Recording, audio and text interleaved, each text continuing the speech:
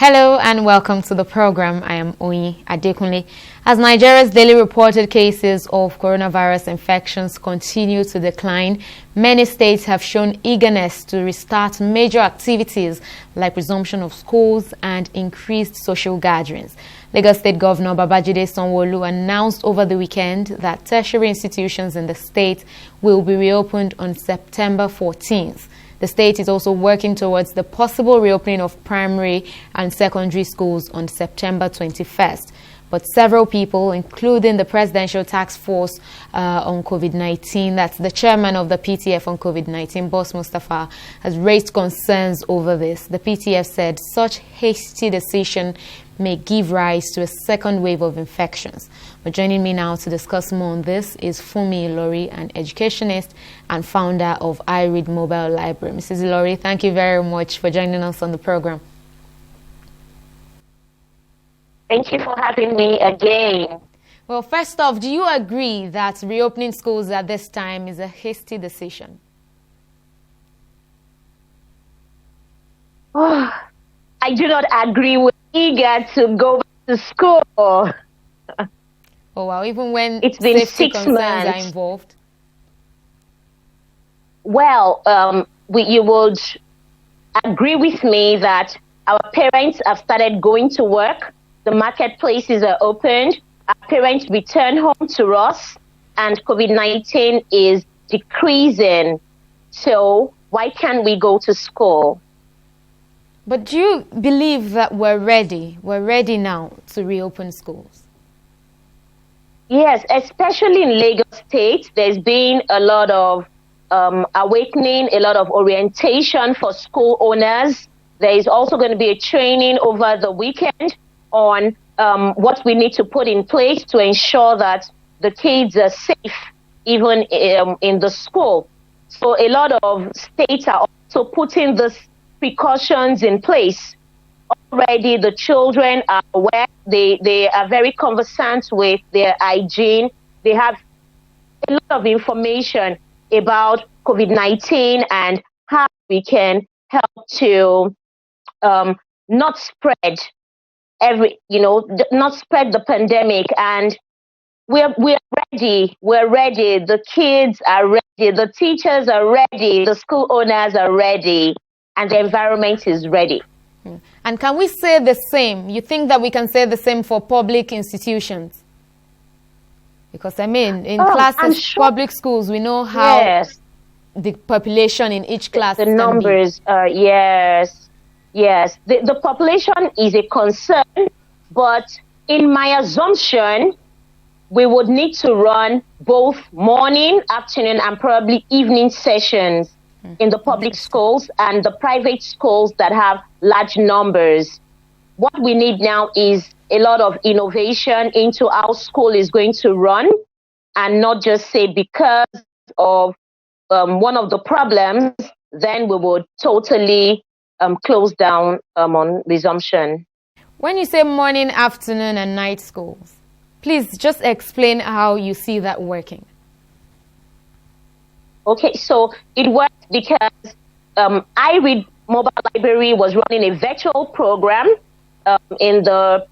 for the past 6 months, and we have a morning session because some parents are at home with their children and they're able to learn and cover the curriculum. We have the evening session that holds from 4 to 6 o'clock.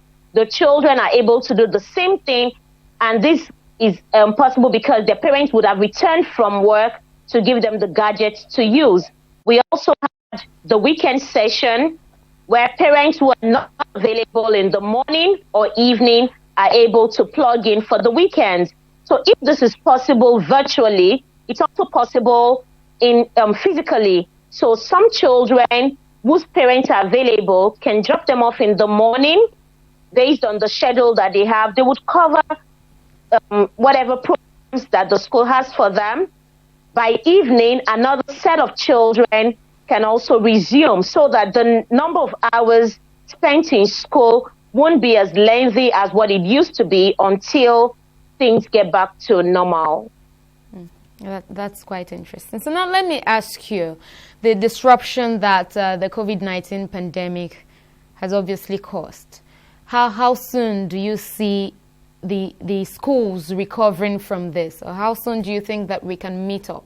Because we've lost almost a session, I believe. Yes. I would put this back to the parents, because the state government, or many state governments, I won't speak for every state government, but Lagos State, Ogun State, they made provisions for the children to bridge that gap by creating opportunities for them to learn via radio and television. And a lot of schools, especially the private schools, also created avenues for the students to learn virtually. Now, for children who did not enjoy all of those opportunities or those platforms, their parents were also at home to support them. Now, we would say generally that an entire term has been lost. And for the children to be able to get it back, it comes with a lot of innovations too. So the children that come to school in the morning can then have after-school programs in order to bridge that gap. And if they don't have enough hours, the curriculum would need to embrace more content, or schools can then begin to run a blended learning such that the children have access to their physical teachers and they still have access to technology. That's the only way we can bridge that gap. I mean, these days there's a lot of talk about the new normal. So let me ask you, what has changed? What has changed between before the pandemic and now, should I say, post-pandemic? Yes, a lot of things have changed. People have changed. Technology has been enhanced. We need to embrace technology more now. I see a lot of teachers losing their jobs, teachers that are not able to leverage on technology. I see a lot of schools losing their places if they're not able to embrace technology. I see a lot of parents withdrawing their children because they cannot even afford technology. So what has changed now is that school is not going to be run the same way it was run. Children would have sat in school for 8 hours, 6 to 8 hours, learning on certain lessons. But right now, within 30 minutes, what you would learn for 1 week, you're able to learn using technology. So technology has changed the face of things at the moment. Some parents are still going to be afraid to send their children back to school. And so school owners need to begin to innovate on other ways in which to generate income, other ways in which to bridge the gap, other ways to make sure that learning continues irrespective of the short time that they have to spend in physical classroom. Mrs. Ilori, I know that you work a lot with primary and secondary school students, but let me just take you away from that now and speak on tertiary institutions. Today, the Academic Staff Union of Universities has also said that reopening of public institutions at this time may be suicidal. Are you worried by this statement? Mm-hmm. I'm worried by the statement, but then the leaders are also seen ahead of things. If the university students are unable to keep themselves safe, what can we say about the primary and secondary schools? Nevertheless, there are all interests that are in between the lines that is making them take certain decisions. And they just need to take the decisions in the best interest of the students. So lastly, before I let you go, as an administrator and educationist, what exactly would you be expecting to see when schools reopen? We want to see a lot of government interventions. We have a lot of talks around what the expectations are. They're even asking schools to create isolation centers just in case the children fall ill. We have a number of public schools that do not even have boreholes in their premises. Nevertheless, what we want is government intervention. By now, schools, both public and private schools, should have water, should have free thermometers, should have free, including what is now, they've asked the schools to fumigate, and the prices are cutting. These are, especially for the private schools, they haven't earned a dime in the past 6 months, and now they need to fumigate their premises with so much, the cost is so high. Where do they get this from? So the government needs to intervene in the reopening of schools. They cannot afford to leave it on to just the school owners to run the cost. And sorry, I know I said lastly the other time, but now for Irid Mobile Library, what exactly are your own plans? I know you do a lot of gatherings and all of that. Yes. So for Irid Mobile Library, we have also leveraged on technology, and we have a lot of subscribers now on our e-library.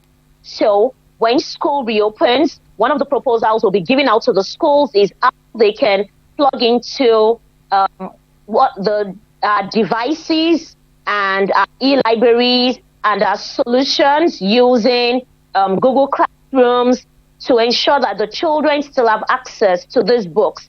We wouldn't rush into visiting the schools or gathering the students, because the schools have to manage their own population.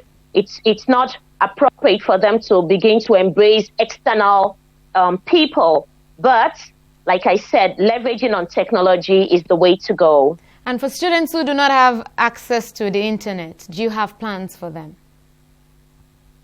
Yes. Right now, access to internet must become way cheaper than what it is at the moment. Absolutely. We cannot deny the fact that the internet is an enabler. What we did during the holidays was to use the cheapest means to reach out to the children, which was the use of WhatsApp. And WhatsApp can be used innovatively. We created videos, we created audios, we used text, we created slides that the children could use. So no matter how much, no matter how little what the schools can do is to ensure that all that can take at least a set of children, not if the children can have it, then they need to have gadgets that would be able to take. We cannot continue to tell ourselves lies that some children would miss out because they don't have access to technology. Well, I agree with you. This is Fumi Lori, founder Irid Mobile Library. Thank you very much for speaking to us on Analysis. Thank you. Well, we'll take a short break here, and when we return, we'll be discussing the strike embarked upon by the Association of Resident Doctors in Abuja. Please stay tuned.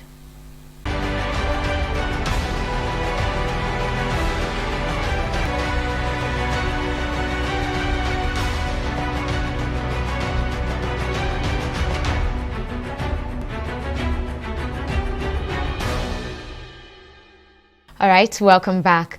The Association of Resident Doctors Federal Capital Territory Administration Chapter have downed tools over non-payment of their COVID-19 hazard and inducement allowances.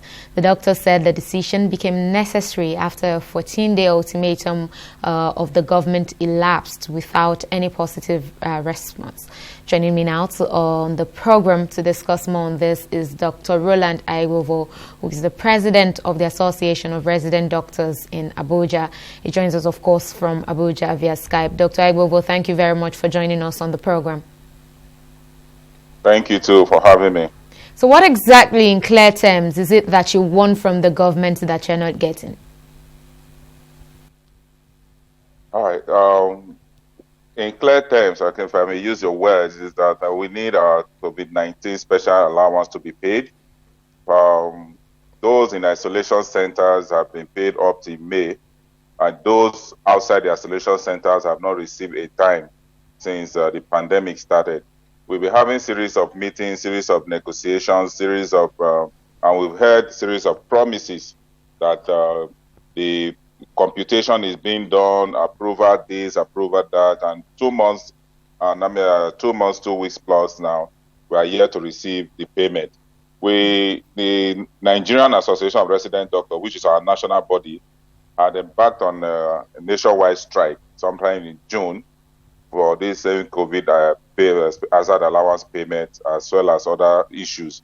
And we didn't join that strike because we had assurances from the FCTA management that the money is going to be paid even before those under Federal Ministry of Health will even receive their own payment. And that is why we didn't join that strike action. But 2 months and 2 months plus down the line after that decision or promise was made, we are here to receive the hazard allowance paid to our members. Then secondly, to our members that were successful in the 2018 promotion exercise, who have done their variation, they are yet to commence the payment of their new salary structure based on their new grade levels. Many of them have done this variation for 3, 4, 5, 6 months ago. And up till now, they are still receiving their old salary. As at the last salary that was paid in July, they were still being paid their old salary. And now we are expecting our June salary. So we are not sure if the variation has been implemented. So these are the core issues. Now, other issues borders on the promotion areas of 2016, 2017, and 2018. The balance of our skipping areas. We have the first 28 days allowance. We have the rural allowance that is still pending. So these are those other ones that we were told have not been attended to because the FCT budget will return back to National Assembly. So we are waiting for that budget to be passed. But the issue of the COVID allowance and the implementation of the variation is key, and that does not need the budget. So we expect that they should have implemented this by now. So I also want to know, is this an all-inclusive strike? And in that sense, I mean that our health workers in the isolation centers also part of this action that's just been embarked on? Yeah, members of our association, the resident doctors that are working in the isolation center are also part of the strike action. So I understand that you issued a 2-week ultimatum to the government. So between that period and now, what exactly was happening? Were you in talks with the government? What agreements did you reach? Yeah, we've been in touch with the government, with FCT management on the issue. Series of meetings there and there, following up on the files, the bureaucracy in this country. But I must say this, that we are at this point today because some of the administrators didn't do what they have to do, especially the Office of the Permanent Secretary of the Federal Capital Territory. Situation whereby files are passed to his office or even given to him by hand, and the files spend weeks there in his office unattended to, as the issue that is as sensitive as this. Healthcare workers are carrying out their responsibilities. Even during the lockdown, we're still coming to work. We are exposed to this same COVID, and many of our members have tested positive. Good enough, and thank God, none. We've not lost any of our members to COVID, as the resident doctors to COVID since this pandemic started. But many of our members have been infected. Many of them have taken treatment, and many, as we speak, are still on admission, being treated, and many have been discharged. So we didn't say because we have not been paid our allowances, we will not carry out our responsibility. If we are carrying out our responsibilities, and those that are meant to compute and pay our money should also do their own job. So the way and manner the permanent secretary handled the issue also dragged us to this very low point of having to embark on this strike action. Exactly, because my next question would have been that one thing that many people have actually said, or one question that many people have been asking is, why at this time? Why now that we're in the middle of a pandemic? Why is it now that you have chosen to downsource? Please don't get me wrong. Your demands are legitimate. You have a right to make demands from the government. But why now in the middle of the pandemic? All right. Let me clear that assumption. Anytime doctors embark on a strike action, the question is always why now? Why now? The question I want to also pose to you, is there any good time for doctors to embark on strike action? The answer is no. And I will also tell you, should doctors embark on any strike action? I will also tell you no. But since our demands are not being met, we can't continue to be suffering and smiling just because we are doctors. We have families to cater for. We have needs to meet. We are resident doctors. We are under training. Our exams and everything, we pay for them. Many of us are going for exam by next month. We pay for those exams. We go for update courses. We get journals and all of those. This is a money. And many of the times we depend on our salaries. And we also have our families to cater for. If we go to the market and say, oh, I'm a resident doctor, I've not been paid, would that put food on my family's table or put food on our table? No. There is no good time for us to go on strike. But it's unfortunate that strike action has become the only tool that government understands before they can do what they have to do. And it's unfortunate. And so far, since you embarked on the strike, have you heard from government? Have you heard from the authorities? Yeah, just a few hours ago, I had a talk with the acting secretary for health, acting secretary for Health and Human Services Secretariat, who had informed me that the minister has actually did approve the payment of the COVID allowance. So we are waiting for the approval to translate into Alexa for us to actually know they have the monetary benefits of it. So while that is happening, we are also in touch with our members. The strike action was a decision by the Congress. Being the president, I cannot unilaterally call off the strike action. I need to also convey a Congress meeting for us to look at the gains on ground. And let me also use the opportunity to really, really sincerely appreciate the FCTA money administration. They've done well in respect to this COVID provision of PPEs and other states. We didn't have any issue with that. But unfortunately, I would say this issue of the hazard allowance has just become one thing that is about to rubbish all the good or all the gains they've achieved fighting this pandemic in their city, and it's unfortunate.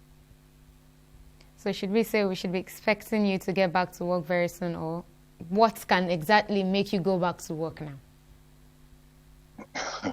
Well, we also hope and pray that despite the fact that the minister has approved, those who are responsible for doing what they have to do should also swing into action to also ensure that we, the beneficiaries, also gets the benefit of the approval.